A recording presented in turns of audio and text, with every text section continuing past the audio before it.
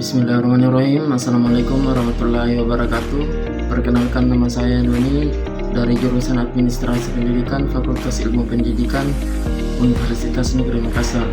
Pada saat ini saya sedang menjalankan program pertukaran mahasiswa merdeka yang ketiga di Universitas Pendidikan Ganesha, tepatnya di Bali, yang ada di Singaraja. Video ini saya buat untuk memenuhi tugas mata kuliah Game Education, yang dimana kami disuruh untuk membahas atau mereview semua materi mulai dari pertemuan awal sampai pertemuan akhir. Tanpa berlama-lama, langsung saja saya masuk kepada pemaparan materinya, yang dimana materi yang pertama yang dibahas yaitu mengenai Game Education, mengenai media digital. Mungkin dari teman-teman sudah tidak asing lagi terkait dengan media digital ini. Nah, media digital ini adalah suatu konsep yang mengacu pada platform atau wadah yang digunakan untuk mengkomunikasikan informasi, pesan, dan konten melalui teknologi digital. Nah, berdasarkan definisi tersebut, bisa kita ketahui bahwa dengan adanya media bisa digunakan sebagai alat untuk menyampaikan informasi ataupun pesan melalui konten yang ada melalui teknologi digital. Nah, media digital ini telah mengubah cara kita berinteraksi, mengonsumsi informasi, dan berkomunikasi dalam era digital ini. Dengan adanya media digital telah merubah banyak cara kita di dalam melakukan seperti presentase atau dan lain-lain. Nah, kemudian ada jenis-jenis dari media digital itu sendiri. Jenis-jenis dari media digital itu sendiri, yang pertama seperti media sosial seperti Facebook, Instagram, ataupun Twitter, yang telah menjadi tempat utama untuk berbagi informasi, berinteraksi dengan orang lain, dan membangun merek pribadi atau bisnis. Mereka mungkin pengguna untuk membagikan teks, gambar, video, dan lebih banyak lagi. Yang kedua ada website dan blog. Website ini adalah platform digital yang digunakan untuk menampilkan informasi produk ataupun dengan layanan. Nah, blog ini adalah salah satu bentuk spesifik dari website itu tersendiri yang berfokus pada konten, berita, pendapat, ataupun informasi yang spesifik. Mereka dapat mengandung gambar, teks, dan audio maupun dengan video. Yang ketiga ada aplikasi mobile. Aplikasi mobile ini adalah program perangkat lunak yang diunduh dan diinstal pada perangkat seluler. Mereka mencakup berbagai jenis seperti permainan, sosial, produktivitas, dan lainnya. Kemudian yang keempat, ada streaming dan video online. Platform seperti ini yang biasa kita lihat seperti YouTube, Netflix, yang memungkinkan pengguna untuk menonton video secara online. Nah, ini adalah contoh dari media digital yang sangat populer dengan berbagai konten yang dapat diakses. Kemudian yang kelima, email dan surat elektronik. Mungkin dari teman-teman sudah tidak asing lagi mendengar dari kata email. Ya, email ini adalah salah satu surat secara elektronik yang bisa dikirimkan, baik itu mengirim pesan biasa ataupun mengirim dokumen, yang dimana tujuannya untuk menyampaikan informasi kepada tujuan. Kemudian selanjutnya ada peran media digital. Peran media digital yang pertama yaitu media digital memfasilitasi dalam hal komunikasi. Ya, media digital memang sangat membantu kita di dalam menyampaikan informasi, baik itu di dalam berkomunikasi, karena dengan adanya media kita tanpa harus bersusah-susah untuk menjelaskan apa yang ingin kita jelaskan karena sudah ada pada media tersebut. Kemudian pemasaran dan promosi. Bisnis menggunakan media digital untuk memasarkan produk dan layanan kepada audiens yang lebih luas. Nah, dengan adanya media bisa membantu kita untuk membagikan atau mereview semua produk-produk yang ingin kita jual. Kemudian yang ketiga, media digital telah memainkan peran penting dalam pendidikan. Ya, jelas saja teman-teman, karena media digital ini sangat berperan penting di dalam pendidikan, karena tanpa adanya media di dalam pembelajaran, maka otomatis pembelajaran tersebut akan sulit. Kemudian yang keempat, media digital menyediakan berbagai hiburan termasuk video, musik, permainan, dan konten kreatif lainnya. Sangat betul, karena dengan adanya media memang bukan lagi hal-hal dari hal yang kecil, mulai dari cara membaca, belajar bahasa Inggris, dan masih banyak lagi yang bisa kita kembangkan dan bisa menjadi pelajaran bagi kita semua. Selanjutnya ada keuntungan dan tantangan dari media digital. Keuntungannya yaitu aksesnya mudah. Akses mudah ini maksudnya media digital ini memungkinkan akses instan ke informasi dan hiburan. Memang media digital ini mempunyai akses yang sangat mudah karena bisa kita akses di mana saja dan kapan saja. Kemudian interaktif di sini maksudnya pengguna dapat berpartisipasi aktif melalui komentar ataupun postingan-postingan yang lainnya ataupun dibagikan. Nah, kemudian yang ketiga, pengukuran dan analisis. Pengukuran dan analisis ini bisnis dapat melacak dan menganalisa untuk mengatur kinerja dari kampanye dan strategi mereka. Nah, kemudian selanjutnya ada tantangan keamanan dan privasi. Keamanan data dan privasi pengguna adalah isu yang sering muncul pada media digital, baik itu yang benar ataupun hoax. Kemudian informasi palsu, seperti yang saya bilang tadi, hoax. Media digital juga memungkinkan penyebaran berita palsu dan informasi yang salah. Yang ketiga, ketergantungan. Nah, ketergantungan di sini maksudnya pada media digital ini dapat mengganggu kehidupan sehari-hari dan kesehatan mental, karena ketika seseorang telah kecanduan atau ketergantungan kepada internet, otomatis hidupnya akan merasa ketergantungan pada media tersebut. Selanjutnya kita masuk pada materi game edukasi. Nah, game edukasi ini adalah alat pembelajaran yang memanfaatkan unsur permainan untuk mengajarkan konsep pendidikan, keterampilan, ataupun pengetahuan kepada pemain. Mereka sering digunakan dalam konteks pendidikan formal maupun informal untuk meningkatkan proses pembelajaran. Nah, game edukasi ini merupakan salah satu cara untuk menyampaikan pembelajaran dengan tujuan untuk memberikan siswa pemahaman lebih tentang apa yang ingin kita bahas. Karena ketika siswa merasa terbuka terhadap pembelajaran, otomatis mereka akan fokus terhadap apa yang ingin kita sampaikan sebagai materi begitu. Kemudian selanjutnya, jenis-jenis game edukasi. Yang pertama, game pembelajaran. Game ini adalah game yang dirancang khusus untuk mengajarkan materi akademik seperti matematika, ilmu pengetahuan, bahasa, sejarah, dan lain-lain. Mereka dapat berupa teka-teki, kuis, ataupun simulasi kreatif. Dan yang kedua, game simulasi.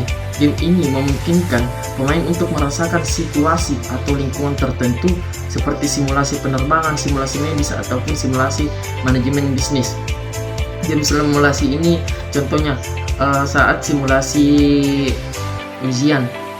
Itu kita melakukan percobaan terlebih dahulu pada saat ini sebelum memasuki materi.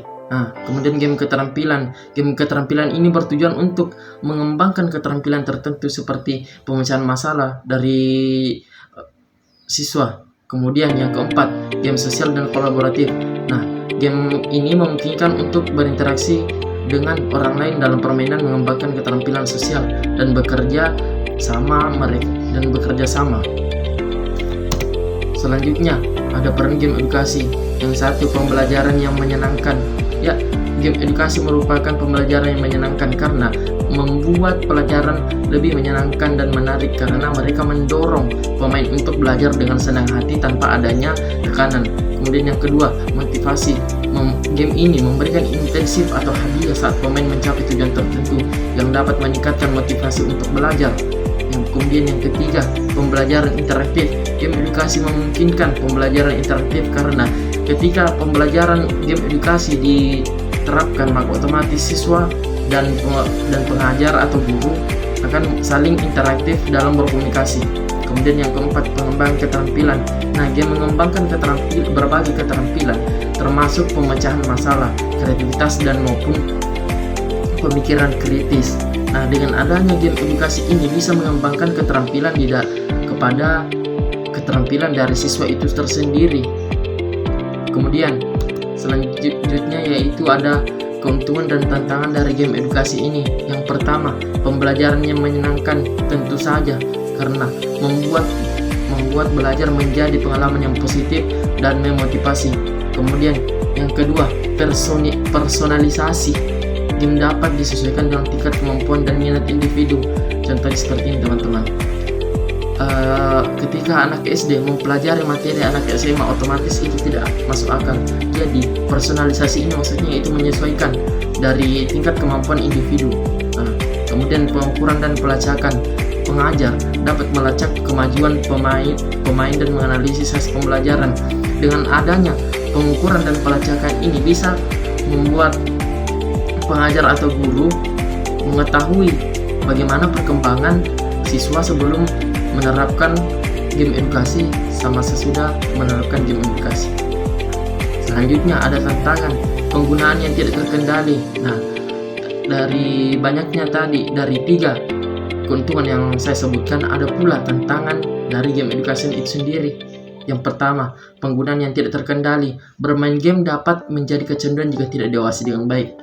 Nah, sering kita lihat teman-teman sekalian, banyak sekali dari anak-anak yang kecanduan dari game. Kemudian kualitas konten game edukasi harus informatif dan akurat. Otomatis ketika kita menyampaikan informasi, kita harus menyaring terlebih dahulu informasi tersebut agar informasi tersebut bisa dinyatakan seperti berkualitas. Kemudian keterbatasan teknologi. Tidak semua orang memiliki akses teknologi yang diperlukan untuk bermain game edukasi. Ya, maksudnya di sini tidak semua lokasi atau tempat tinggal atau orang memiliki handphone ataupun jaringan di sekitar daerahnya. Ya, jadi bisa disimpulkan teman-teman bahwa game edukasi ini adalah alat yang efektif untuk meningkatkan proses pembelajaran dan mengembangkan berbagai keterampilan siswa. Nah, selanjutnya ada teori-teori prinsip dari Mayer multimedia. Teori multimedia principle oleh Richard E. Mayer adalah kerangka kerja yang digunakan dalam desain multimedia untuk meningkatkan efektivitas pembelajaran. Teori Mayer ada 7, yaitu prinsip dari multimedia. Prinsip ini yang pertama, multimedia principle. Prinsip multimedia menyatakan bahwa pembelajaran lebih efektif ketika informasi dijajarkan dalam bentuk multimedia yang mengkombinasikan teks, gambar, suara, dan video. Kemudian ada contiguity principle atau prinsip kontiguitas. Prinsip ini menekankan bahwa pentingnya menyajikan elemen-elemen visual dan teks yang berkaitan secara bersamaan dalam layar yang sama. Dengan kata lain teman-teman, ketika kita ingin memilih elemen, otomatis kita harus memikirkan terlebih dahulu apakah elemen ini selaras dengan apa yang akan kita bahas di dalam media. Kemudian prinsip modalitas. Prinsip ini mengarahkan atau menekankan kepada penggunaan media suara atau teks tergantung dari jenis informasi yang disajikan. Seperti ketika teman-teman ingin menyajikan informasi secara verbal atau misalnya penjelasan secara lisan, otomatis lebih baik menggunakan penjelasan secara yang menggunakan suara. Nah, sebaliknya pula ketika ingin menyampaikan informasi seperti grafik, itu lebih baik disajikan dalam bentuk teks ataupun gambar. Kemudian prinsip redundansi, yaitu menghindari adanya ketidakcocokan dari informasi. Kemudian yang kelima, prinsip kohesi. Ini menekankan kepentingan menyajikan informasi dalam urutan yang logis. Nah, pentingnya menyajikan informasi dalam urutan yang logis ini karena untuk membuat siswa memahami apa yang ingin kita bahas. Kemudian yang keenam, personalization principle atau prinsip personalisasi, yaitu menyarankan atau menekankan penggunaan bahasa yang lebih informal atau personal dalam presentasi materi. Yang ketujuh atau yang terakhir, segmenting and franchising, prinsip segmen and pelatihan. Prinsip ini mengusulkan bahwa materi pembelajaran yang kompleks harus dipecah menjadi segmen yang lebih kecil dan pemahaman awal harus diperiksa sebelum pembelajaran sebenarnya dimulai. Nah, ini membantu mengurangi kelelahan kognitif dan memastikan bahwa pembelajar siap untuk menguasai materi yang lebih kompleks.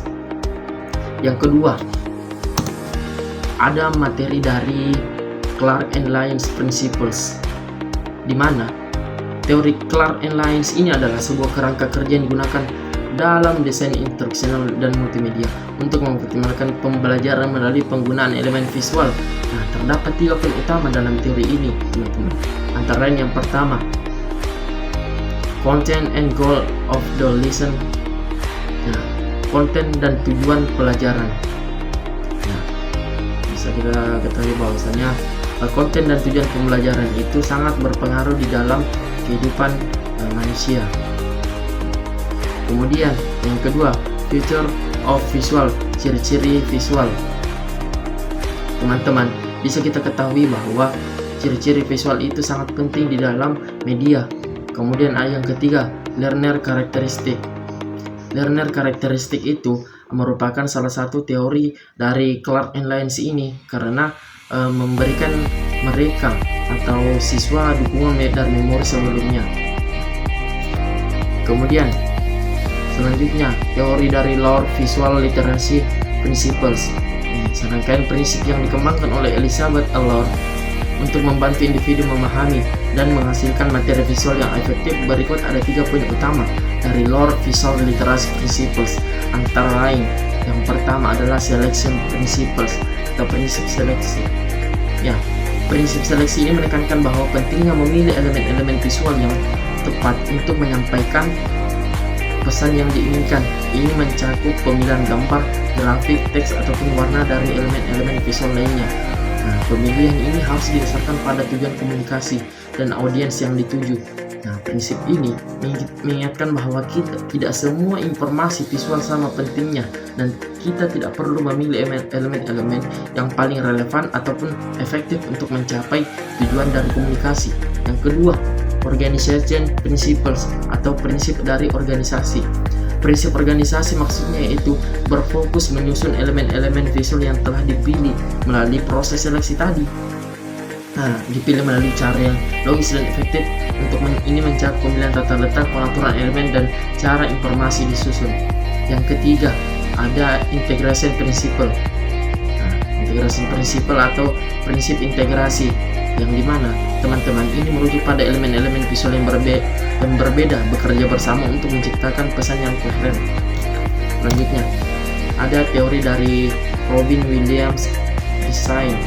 Nah, teori dari Robin ini menyebutkan bahwa seorang desainer grafis yang terkenal karena menyusun The Non-Designers Design Book yang berisi prinsip-prinsip desain yang dapat dipahami oleh orang-orang yang bukan desain grafis. Nah, ada 5 teori yang menjadi poin penting di dalam teori Robin ini. Yang pertama ada kontras. Kontras ini merujuk pada perbedaan yang jelas antara elemen-elemen visual dalam desain. Ini dapat mencakup perbedaan dalam ukuran, warna, bentuk, ataupun dengan gaya. Yang selanjutnya, repetition atau repetisi. Repetisi ini melibatkan penggunaan elemen-elemen visual yang serupa secara konsisten dalam desain. Ini mencakup penggunaan font yang sama, warna yang sama, atau gaya grafis yang serupa untuk menciptakan konsistensi visual.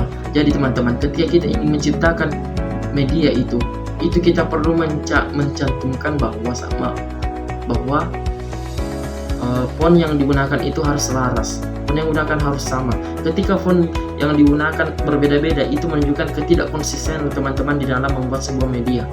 Kemudian ada alignment atau penyusunan.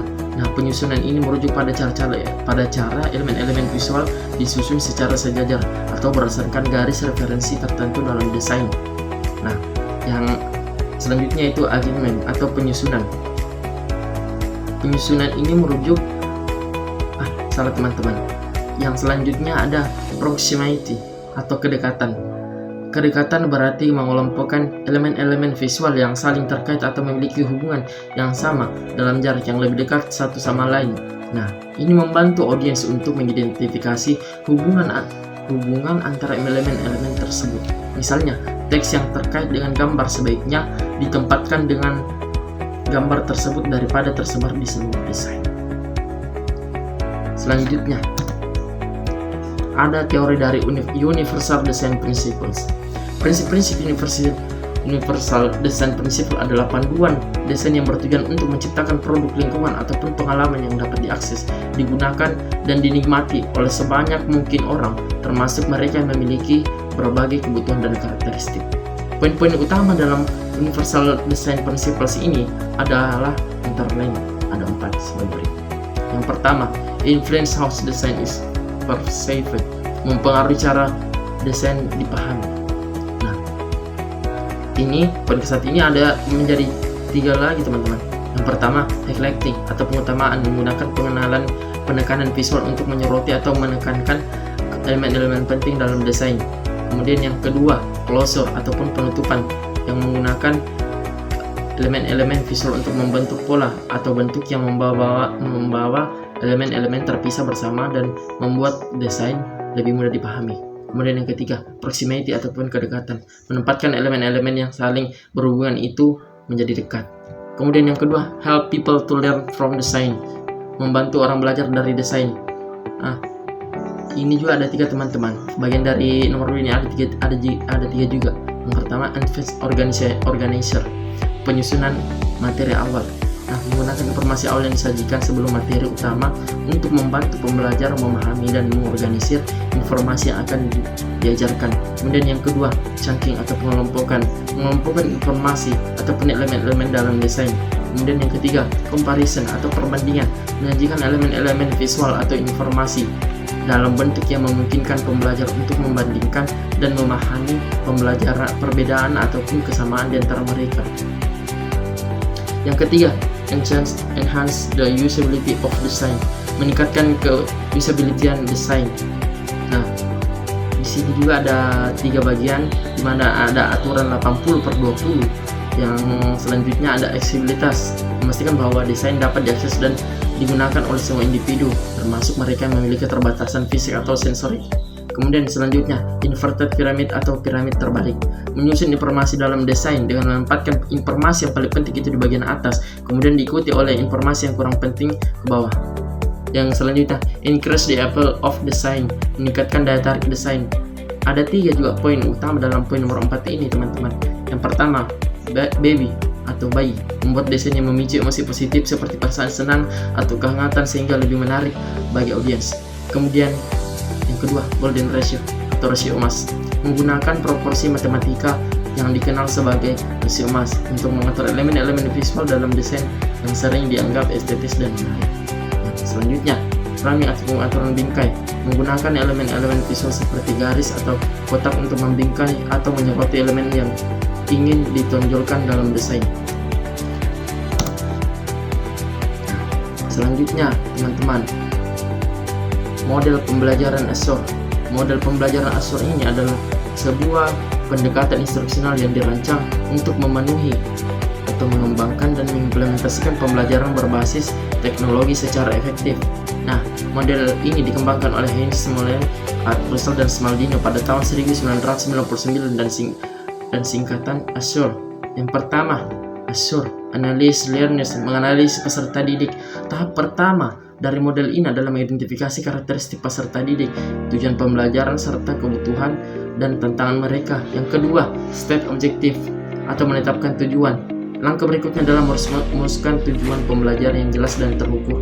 Yang ketiga, select method, media, dan materials, memilih metode, media, dan materi teman-teman. Nah, setelah menetapkan tujuan, perencanaan pembelajaran harus memilih metode pembelajaran. Yang keempat teman-teman, utilize media and materials, memanfaatkan media dan materi. Tahap ini melibatkan pengembangan atau penggunaan sumber daya pembelajaran seperti perangkat lunak, perangkat keras, buku teks, atau sumber daya online. Yang kelima, record learner participation, mewajibkan partisipasi peserta didik. Nah, dalam tahap ini peserta didik diaktifkan dan dilibatkan dalam proses pembelajaran. Yang terakhir, evaluate and revise, mengevaluasi dan menyusun ulang. Terakhir, model Azure mengharuskan perencanaan pembelajaran untuk mengevaluasi pembelajaran peserta didik dan merevisi rencana pembelajaran jika diperlukan. Nah, selanjutnya teman-teman, ada keunggulan dari model pembelajaran Azure. Keuntungannya, yang pertama, model pembelajaran Azure ini memberikan pendekatan yang terstruktur untuk pembelajaran berbasis teknologi, memastikan bahwa semua elemen penting dipertimbangkan. Selanjutnya, fokus pada analisis peserta didik memungkinkan perencanaan pembelajaran untuk menyelesaikan pembelajaran sesuai dengan kebutuhan individu. Selanjutnya, penekanan pada media dan materi yang sesuai membantu memaksimalkan keefektifan pembelajaran. Selanjutnya, keterbatasan model pembelajaran Azure. Ada dua, teman-teman. Model ini memungkinkan memerlukan waktu dan sumber daya tambahan dalam perencanaan dan pengembangan pembelajaran. Terlalu banyak detail dalam proses perencanaan dapat membuatnya terasa rumit bagi beberapa pendidik. Nah, kesimpulannya teman-teman, model pembelajaran Azure ini adalah alat yang kuat untuk merancang pembelajaran berbasis teknologi yang efektif dengan mempertimbangkan kebutuhan peserta didik, tujuan pembelajaran, dan penggunaan media yang sesuai dengan pendekatan yang sistematis dan berfokus pada interaksi peserta didik. Nah, model ini membantu mencapai hasil pelajaran yang lebih baik. Nah, thank you. Terima kasih teman-teman. Mungkin itulah tadi penyampaian materi yang sempat saya bahas pada video kali ini. Semoga yang saya sampaikan tadi bisa bermanfaat bagi teman-teman atau para penonton. Sekian dari saya. Wabillahi taufiq wal hidayah. Wassalamualaikum warahmatullahi wabarakatuh.